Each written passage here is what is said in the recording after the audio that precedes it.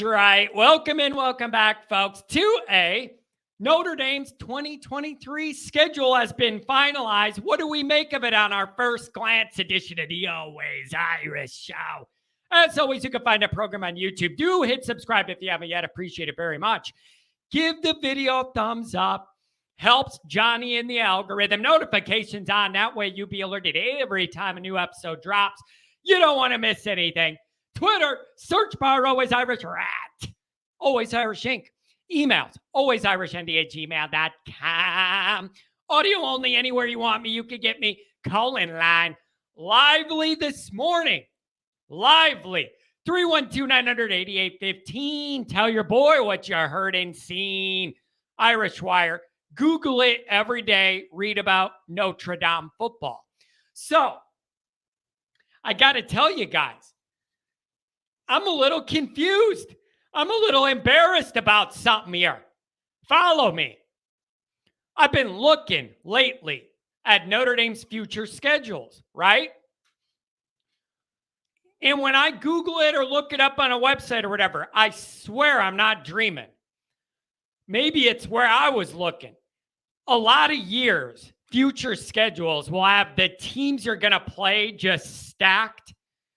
And then it says no date or to be determined, which means you know for sure some games are certain dates.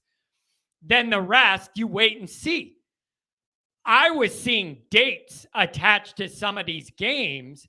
And then I was live this morning talking to people. And then in the chat, everybody goes, oh, the new schedule is out with the updated dates. I guess it has to do with the ACC and our part in that. And when they get their act together, then it has to change some of the dates to accommodate all the ACC scheduling.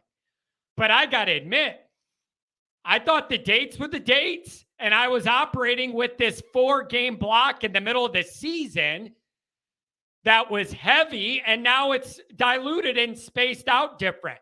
So I got to admit, I was a little surprised by that.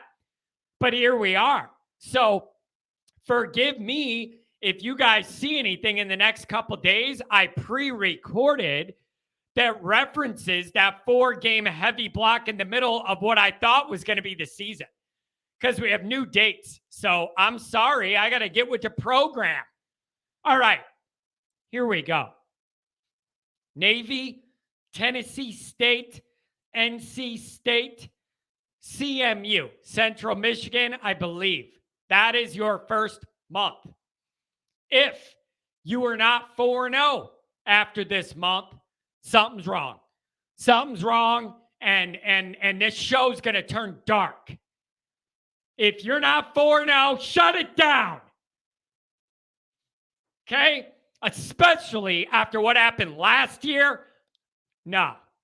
The season was over for anything anybody cares about, and it was still 90 degrees out last year. We're not doing that again. 4-0. Navy, Tennessee State, NC State, CMU. 4-0. Perfect month. Contrast the vibe and the feeling of that month versus our first month this year. 4-0 is a requirement. Now it gets interesting after that. You got that 4-0. Got to have it. Got to be it. 9-23, Ohio State, obviously, at our place. Then you have at Duke, at Louisville, USC. So here's a couple thoughts. You should be flying high 4-0 going into Ohio State.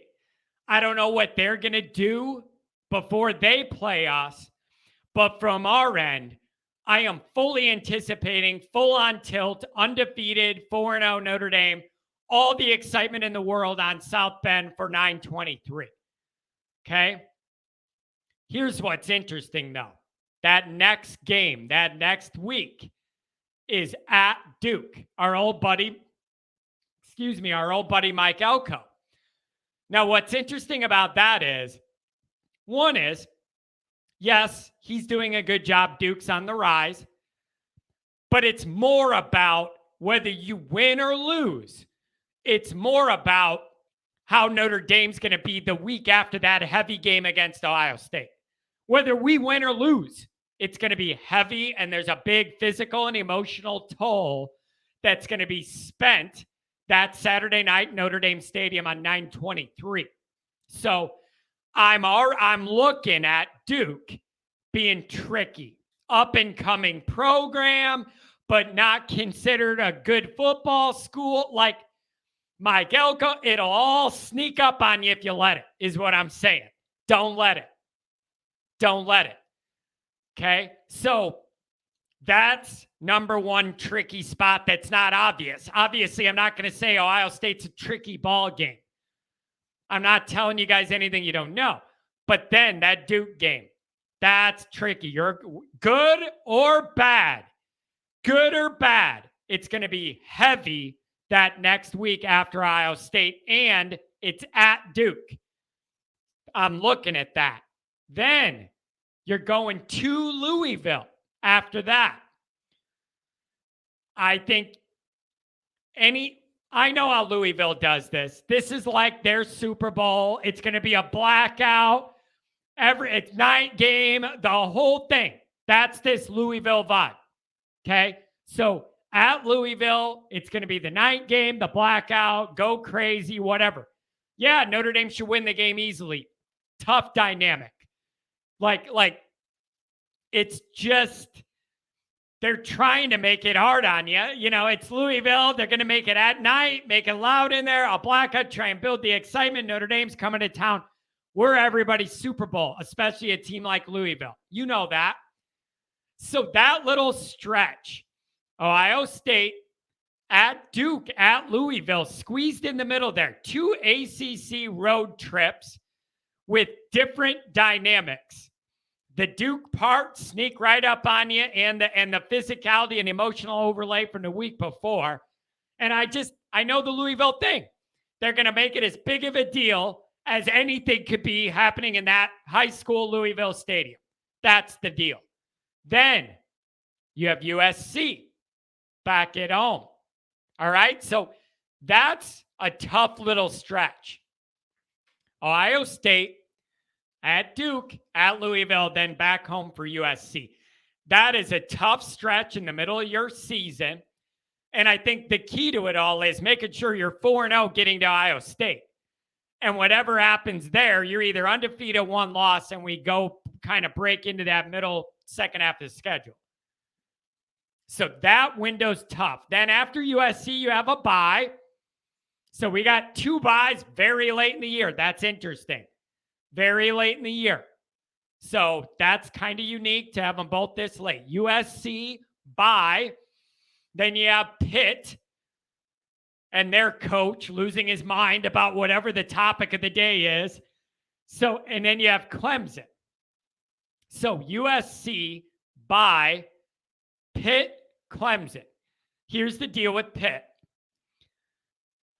Sometimes they're just not very good and you could run right over them and blow them out.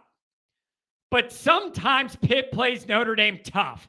Pitt played Notre Dame tough in the Kelly era a lot. Ugly games where it's frustrating and then we win by like 10 and then you just cross it off and move on. Right? But so Pitt is that dynamic. Like through the Kelly era, they played Notre Dame close a lot of times. Frustrating games, but we won. So I don't know what they're going to be exactly. Then you have Clemson. Keep in mind, it's at Clemson. So there's your third of the big 3 right there.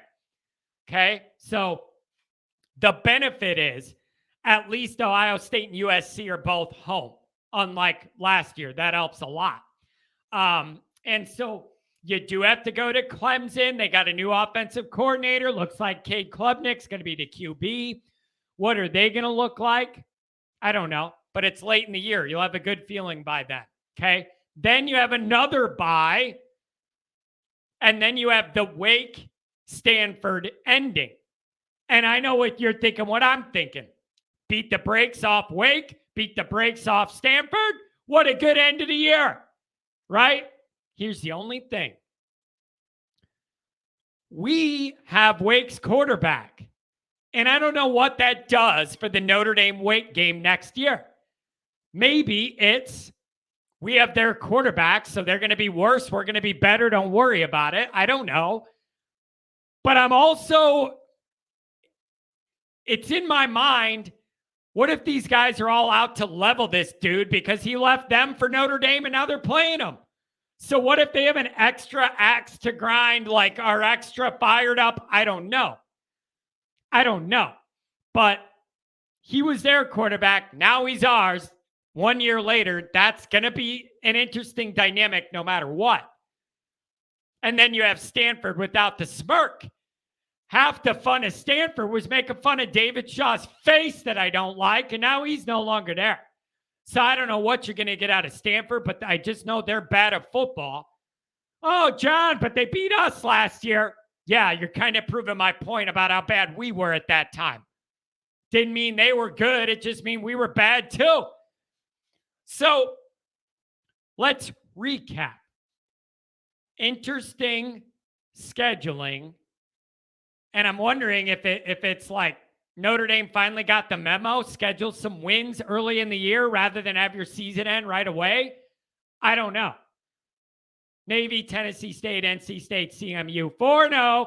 Ohio State, I don't know what's going to happen there, but watch out for Duke and Louisville. Not great teams, tricky dynamics. USC at home, you know the deal with that one. Bye. And then you got the crying coach at Pitt, a trip down to Clemson, a bye. And then you hope to put to sleep Wake and then destroy whoever the new coach for Stanford's life is that I've never heard of and make sure it's rough on him. So I want to know what you guys think of this scheduling. Do you like it? Do you not like it? What do you think of that tough stretch in the middle? Am I overdoing the concern about the trickiness of like Duke, Louisville in there and the unique dynamics? Or are you not worried about it? What do you guys think? You got any predictions for the record?